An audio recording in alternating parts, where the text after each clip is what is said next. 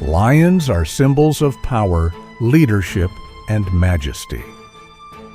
But behind this image lies a side of lions that very few people ever see.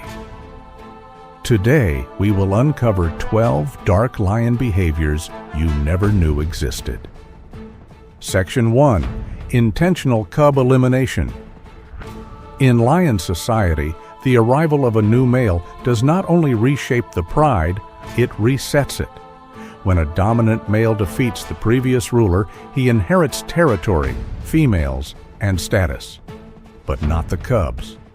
Those young lives represent the genetic legacy of another male, a legacy the new leader has no interest in protecting. And so begins one of the most brutal realities of lion life, the purposeful elimination of cubs that are not his own. This behavior is not driven by cruelty, but by biology. As long as the females are nursing, they will not come into heat. The new male wants to father his own offspring as quickly as possible, and nature has built a harsh shortcut into the system. The cubs born from the previous male must be removed for the reproductive cycle to restart. The females try desperately to hide their young, moving them through tall grass, guarding them fiercely. But the newcomer is relentless. For millions of years, this brutal strategy has given stronger males a reproductive advantage. It ensures their genes are passed on rapidly and efficiently. It also resets the pride structure, making the females dependent on the new male for protection and stability. To human eyes, this act is unforgivable. But in the savannah, evolution holds no emotion, only survival. Section 2. Expelling their own brothers. Male lions grow up as inseparable companions. They wrestle in the dust, chase insects, nap in the shade, and learn the rules of survival together. But this harmony has a deadline. As they approach adulthood, something shifts. Their roars deepen, their muscles strengthen, and their presence changes.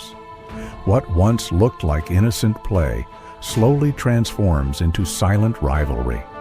The dominant male, often their own father, watches closely. To him, every deeper roar is a warning, every confident stride a threat. Young males soon learn that adulthood in a pride is not a celebration. It's the beginning of exile. When the time comes, the dominant male drives them out with explosive force. He roars, slashes, and lunges, not to kill, but to make one point absolutely clear. You do not belong here anymore. The brothers, confused and wounded, are pushed into the unforgiving wilderness long before they are ready. Their survival depends entirely on their unity. Many young males die within the first year of exile. Starvation, injuries, or rival predators claim them. But the strongest pairs form coalitions. Together they roam, learn, and mature. Until one day they return to challenge another pride, or even the one they were forced to leave. To outsiders, this is betrayal. To lions, it is nature's rule. Leadership cannot be shared. Section 3. Seizing meals. They didn't hunt. Lionesses are the architects of every successful hunt. They plan silently, coordinate with precision, and strike with breathtaking speed. Hours of tracking, bursts of energy, and life-threatening risks lead to a single moment when the prey collapses. But as the lionesses exhale in exhaustion, a deep, rumbling presence approaches. The pride's male. He did not chase. He did not risk injury. He did not run under the burning sun. Yet he takes the first and best portions of the meal. Lionesses may snarl or hesitate, but the rule is unbreakable. Dominance eats first. This behavior is not random selfishness. It is designed by survival. The male is the pride's shield. If he falls, the cubs fall, the territory falls, and the entire social system collapses. His strength must be maintained at all costs. The females know this, even if the cost is their hunger. Still, the imbalance is striking. During scarce seasons, lionesses often go hungry while males feast. It's a living reminder that in the lion world, contribution matters less than power. To humans, unfair. To lions, necessary. Section 4. Starving rivals. Intentionally? Lions are warriors, but they do not always fight with claws and teeth. Sometimes their deadliest weapon is strategy. When a rival group approaches their territory, they could attack immediately. But why risk injury? Instead, lions employ a chilling tactic: starvation. They patrol the edges of their land, blocking access to hunting grounds, watering holes, and shade. Rival lions, especially nomads or small coalitions, quickly realize they cannot hunt without crossing enemy lines. Hunger becomes a slow, invisible killer. Day by day, the rivals weaken. Their energy fades. Their roars grow softer. Eventually, they are too exhausted to put up a fight. Only then will the dominant pride confront them, often easily overpowering the starving intruders. This method turns the vast savannah into a psychological battlefield. No bloodshed, no torn flesh, just a silent war of endurance. It shows that lion dominance is not only physical strength, but the ability to control access to life itself. Section 5. Long, silent night tracking. Night transforms the savannah. Crickets sing, winds shift, shadows stretch, and lions become ghosts. Under the cover of darkness, lions move with a silence that seems unnatural for an animal of their size. They glide through tall grass without a whisper, their paws absorbing every sound. A lion can follow a single animal for hours, analyzing every movement, every hesitation. Their patience is terrifying. They may sit motionless for 40 minutes, then walk another kilometer without making a sound. Their golden eyes, reflecting the faint moonlight, reveal nothing but focus. Prey animals rely on sound to detect threats, but at night, the lion's silence becomes a supernatural advantage. By the time the prey senses danger, the lion is already within striking distance. This is not just hunting. It is predatory artistry. Section 6. Territory cleansing. When lions conquer new ground, they don't simply occupy it, they purify it. Territory is not just land, it is identity, power, and legacy. To claim it fully, lions sometimes eliminate small, weak, or solitary animals living within it. These creatures pose no threat, yet they are removed. Why?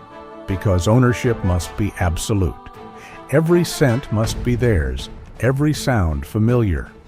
By removing vulnerable animals, lions erase previous inhabitants and stamp their dominance permanently into the soil.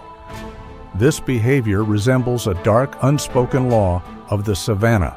Survival is for the strongest, control for the boldest. Territory cleansing is not about food or necessity. It is about psychological ownership of the land. Section 7. Psychological breakdown of prey. Lions do not always kill quickly. Sometimes, before the final strike, they toy with their prey, chasing, cornering, releasing, then chasing again. It appears cruel, but beneath the surface lies strategic brilliance. By testing the prey's stamina, lions measure exactly when it is weakest. A mentally broken animal makes mistakes. It hesitates, stumbles, loses its will. Fear spreads through its body long before claws arrive. By the time the lion closes in, the prey is defeated long before it hits the ground. This method conserves the lion's energy, reduces injury risk, and ensures success. Psychological warfare is not just for humans. It exists in the savannah too. Section 8. Stealing from other predators. Lions monitor leopards, cheetahs, and hyenas like thieves stalking victims. They smell a fresh kill from kilometers away, then follow the scent trail with precision. When they find the meal, they don't ask, they take. This behavior weakens competitors, reduces their population growth, and secures the lion's place at the top. For leopards, this means dragging prey into trees. For cheetahs, it means losing meals repeatedly. Even hyenas fear the lion's theft. A stolen meal is not just food, it is a strategic blow. Section 9. Revenge coalitions.